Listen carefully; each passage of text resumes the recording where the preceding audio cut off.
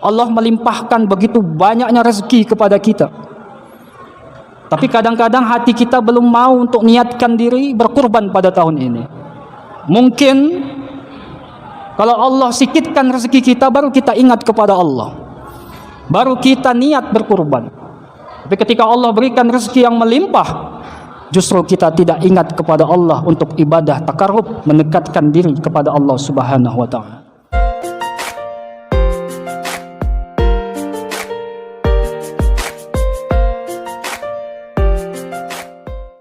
Hadirin bapak-bapak dan saudara-saudara jamaah salat Jumat yang dirahmati Allah Subhanahu wa taala.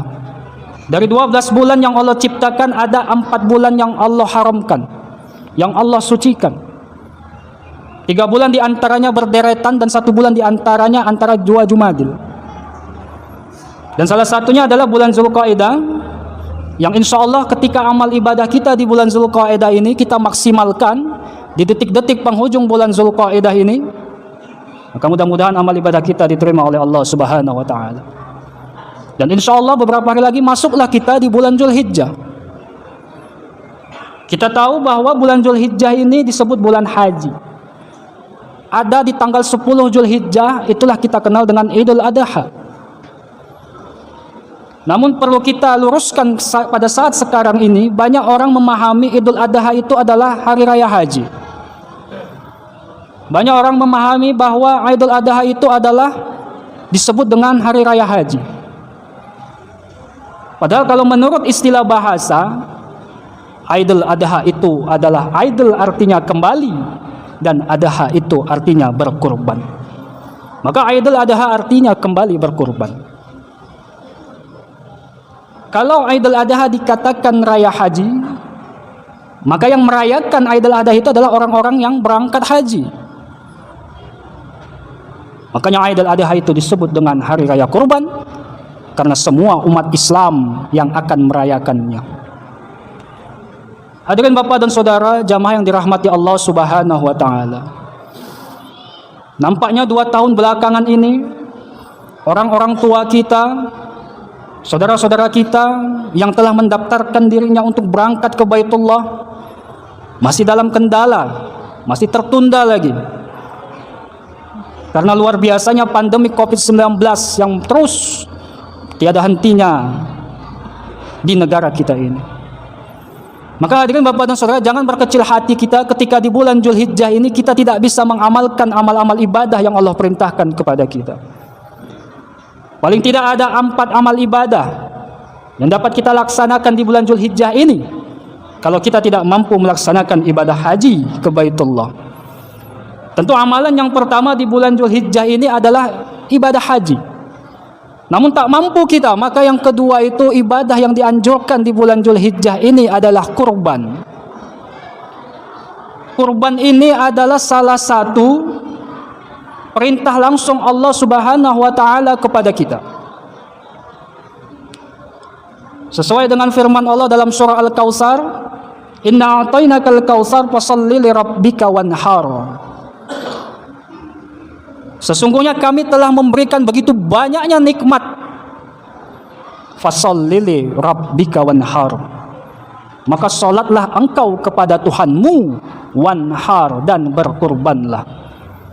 Anhar dari kata nahara yang artinya kurban. Maka pada ayat kedua tersebut ada fi'il amar di dalamnya. Fi'il amar artinya perintah untuk segera kita laksanakan. Maka bapak dan saudara, Allah melimpahkan begitu banyaknya rezeki kepada kita. Tapi kadang-kadang hati kita belum mau untuk niatkan diri berkurban pada tahun ini. Mungkin kalau Allah sikitkan rezeki kita, baru kita ingat kepada Allah, baru kita niat berkurban.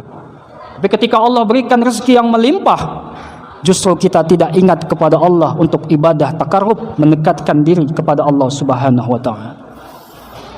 Maka hadirin bapak dan saudara jamaah yang dirahmati Allah, mari kita pasangkan niat kita. Kalaupun tidak tahun ini kita berkurban, pasangkan niat kita sembari kita berikhtiar, berusaha menabung kita untuk berkurban di tahun yang akan datang.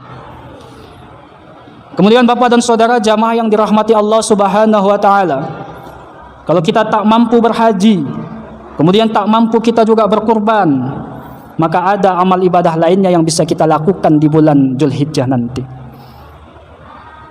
Amalan yang ketiga adalah hendaklah laksanakan puasa-puasa sunnah di bulan Dzulhijjah. Ada puasa hari ke-8, puasa Tarwiyah. Ada puasa di hari ke-9, puasa Arafah. Kata Nabi, barang siapa yang melaksanakan puasa pada hari-hari itu, maka Allah akan ampunkan dosa-dosanya yang telah lalu. Kalau tak mampu juga kita berpuasa, karena terkendala kita, kesehatan kita, karena usia kita sudah lanjut usia, tak mampu kita menahan haus dan lapar, maka ada ibadah lainnya yang bisa kita lakukan, yaitu ibadah keempat di bulan Dzulhijjah, ialah melaksanakan salat Idul Adha. Laksanakan salat sunnah muakkad tersebut.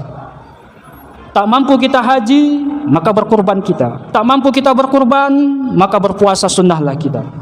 Tak mampu juga kita berpuasa sunnah, maka laksanakanlah salat Idul Adha. Karena salat sunnah Idul Adha hukumnya adalah sunnah muakkad, sunnah yang sangat-sangat dianjurkan.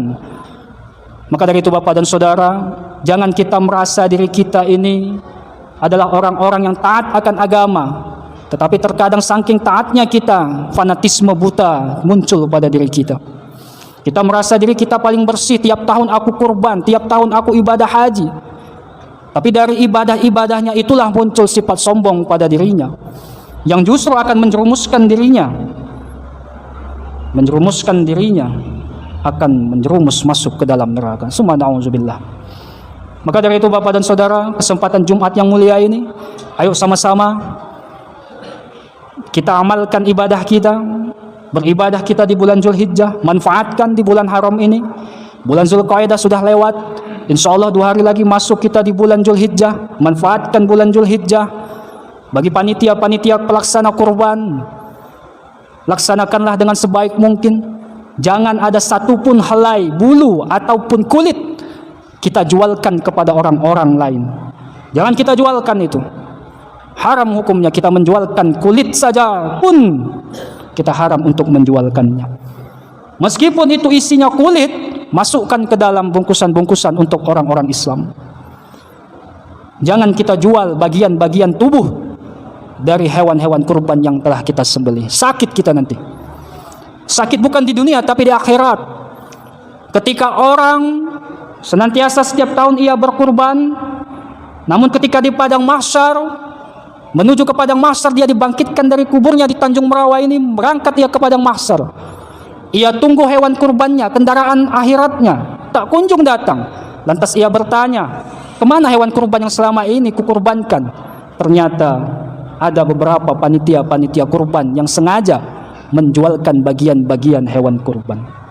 Nauzubillah. Oleh karena itu Bapak dan Saudara, momentum Jumat yang mulia ini, Jumat terakhir di bulan Dzulqa'dah, mari sama-sama kita mengintrospeksi diri kita ini, agar kita menjadi orang yang benar-benar bertakwa kepada Allah Subhanahu wa taala.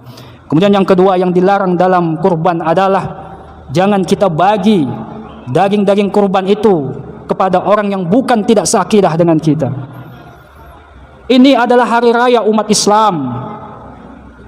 Maka seluruh umat Islamlah yang merayakannya, yang menikmati daging kurbannya. Jangan kita bagikan kepada orang-orang yang bukan seakidah dengan kita. Bagaimana Allah berikan 4 hari berturut-turut agar kita semua umat Islam dapat menikmati daging-daging kurban tersebut. Sekali lagi Bapak dan Saudara jamaah yang dirahmati Allah, mari sama-sama kita menjaga diri kita agar kita terhindar dari perbuatan-perbuatan yang dilarang oleh Allah Subhanahu wa taala. Mudah-mudahan ibadah kurban kita pada tahun ini menjadi ibadah yang benar-benar diterima oleh Allah Subhanahu wa taala dan benar-benar kita dapat mampu bertakarub, mendekatkan diri kita kepada Allah Subhanahu wa taala. Amin amin ya rabbal alamin. Barakallahu li wa lakum fil Qur'anil azim wa nafa'ani wa iyyakum bima fihi minal ayati wadh-dhikril hakim. Wa taqabbalallahu minna wa minkum tilawatahu innahu huwal ghafurur rahim.